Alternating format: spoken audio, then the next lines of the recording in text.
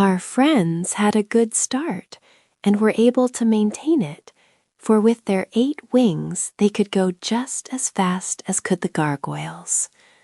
All the way to the great rock, the wooden people followed them, and when Jim finally alighted at the mouth of the cavern, the pursuers were still some distance away. "But I'm afraid they'll catch us yet," said Dorothy, greatly excited. "No, we must stop them," declared the wizard. "Quick, Zeb, help me pull off these wooden wings." They tore off the wings, for which they had no further use, and the wizard piled them in a heap just outside the entrance to the cavern. Then he poured over them all the kerosene oil that was left in his oil can, and lighting a match, set fire to the pile. The flames leaped up at once, and the bonfire began to smoke and roar and crackle just as the great army of wooden gargoyles arrived. The creatures drew back at once, being filled with fear and horror, for such a dreadful thing as a fire they had never before known in all the history of their wooden land. Inside the archway were several doors, leading to different rooms built into the mountain, and Zeb and the wizard lifted these wooden doors from their hinges and tossed them all on the flames. "That will prove a barrier for some time to come," said the little man, smiling pleasantly all over his wrinkled face at the success of their stratagem. "Perhaps the flames will set fire to all that miserable wooden country, and if it does, the loss will be very small, and the gargoyles never will be missed. But come, my children, let us explore the mountain and discover which way we must go in order to escape from this cavern, which is getting to be almost as hot as a bake-oven." To their disappointment, there was within this mountain no regular flight of steps by means of which they could mount to the earth's surface. A sort of inclined tunnel led upward for a way, and they found the floor of it both rough and steep. Then a sudden turn brought them to a narrow gallery, where the buggy could not pass. This delayed and bothered them for a while, because they did not wish to leave the buggy behind them. It carried their baggage and was useful to ride in wherever there were good roads, and since it had accompanied them so far in their travels, they felt it their duty to preserve it. So Zeb and the wizard set to work and took off the wheels in the top, and then they put the buggy edgewise so it would take up the smallest space.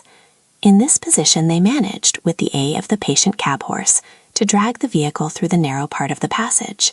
It was not a great distance, fortunately, and when the path grew broader, they put the buggy together again and proceeded more comfortably. But the road was nothing more than a series of rifts or cracks in the mountain, and it went zigzag in every direction, slanting first up and then down, until they were puzzled as to whether they were any nearer to the top of the earth than when they had started, hours before. "Anyhow," said Dorothy, "we've escaped those awful gurgles, and that's one comfort." "Probably the gargoyles are still busy trying to put out the fire," returned the wizard. "But even if they succeeded in doing that, it would be very difficult for them to fly amongst these rocks, so I am sure we need fear them no longer." Once in a while they would come to a deep crack in the floor, which made the way quite dangerous, but there was still enough oil in the lanterns to give them light, and the cracks were not so wide that they were able to jump over them. Sometimes they had to climb over heaps of loose rock, where Jim could scarcely drag the buggy. At such times, Dorothy, Zeb, and the wizard all pushed behind and lifted the wheels over the roughest places, so they managed, by dint of hard work, to keep going. But the little party was both weary and discouraged when at last, on turning a sharp corner, the wanderers found themselves in a vast cave arching high over their heads and having a smooth, level floor. The cave was circular in shape, and all around its edge near to the ground appeared groups of dull yellow lights, 2 of them being always side by side. These were motionless at first, but soon began to flicker more brightly and to sway slowly from side to side and then up and down. "What sort of a place is this?" asked the boy, trying to see more clearly through the gloom. "I cannot imagine, I'm sure," answered the wizard, also peering about. "Whoosh!" snarled Eureka, arching her back until her hair stood straight on end. "It's a den of alligators, or crocodiles, or some other dreadful creatures. Don't you see their terrible eyes?" "Eureka sees better in the back than we can," whispered Dorothy. "Tell us, dear, what do the creatures look like?" she asked, addressing her pet. I simply can't describe 'em," answered the kitten, shuddering. "Their eyes are like pie plates, and their mouths like coal scuttles, but their bodies don't seem very big." "Where are they?" inquired the girl. "They're in little pockets all around the edge of this cavern. Oh, Dorothy, you can't imagine what horrid things they are. They're uglier than the gargoyles." "Tut, tut, be careful how you criticize your neighbors," spoke a rasping voice nearby. "As a matter of fact, you are rather ugly-looking creatures yourselves, and I'm sure Mother has often told us we were the loveliest and prettiest things in all the world."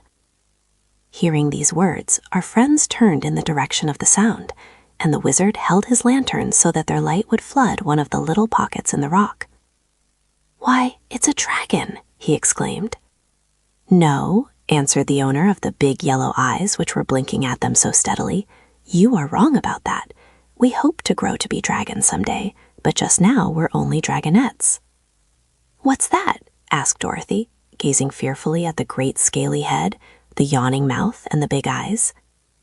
"Young dragons, of course, but we are not allowed to call ourselves real dragons until we get our full growth," was the reply. "The big dragons are very proud and don't think children amount to much, but Mother says that someday we will all be very powerful and important." "Where is your mother?" asked the wizard, anxiously looking around. "She has gone up to the top of the earth to hunt for our dinner. If she has good luck, she will bring us an elephant, or a brace of rhinoceros, or perhaps a few dozen people to stay our hunger."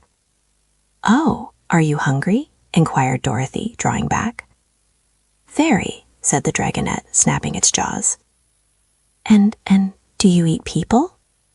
"To be sure, when we can get them, but they've been very scarce for a few years, and we usually have to be content with elephants or buffaloes," answered the creature in a regretful tone. "How old are you?" inquired Zeb, who stared at the yellow eyes as if fascinated. "Quite young, I grieve to say, and all of my brothers and sisters that you see here are practically my own age. If I remember rightly, we were 66 years old the day before yesterday." "But that isn't young," cried Dorothy in amazement. "No," drawled the dragonette. "It seems to me very babyish." "How old is your mother?" asked the girl. "Mother's about 2,000 years old, but she carelessly lost track of her age a few centuries ago and skipped several hundreds. She's a little fussy, you know, and afraid of growing old, being a widow and still in her prime." "I should think she would be," agreed Dorothy. Then, after a moment's thought, she asked, "Are we friends or enemies? I mean, will you be good to us, or do you intend to eat us?" "As for that, we dragonettes would love to eat you, my child, but unfortunately Mother has tied all our tails around the rocks at the back of our individual caves so that we cannot crawl out to get you. If you choose to come nearer, we will make a mouthful of you in a wink, but unless you do, you will remain quite safe." "No, indeed," said the little girl. "We don't wish to be eaten by such awful beasts." "Permit me to say," returned the dragonette, "that you are rather impolite to call us names, knowing that we cannot resent your insults. We consider ourselves very beautiful in appearance, for Mother has told us so, and she knows. And we are of an excellent family and have a pedigree that I challenge any humans to equal, as it extends back about 20,000 years to the time of the famous green dragon of Atlantis, who lived in a time when humans had not yet been created. Can you match that pedigree, little girl?"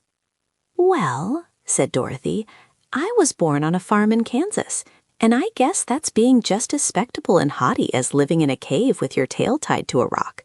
If it isn't, I'll have to stand it, that's all."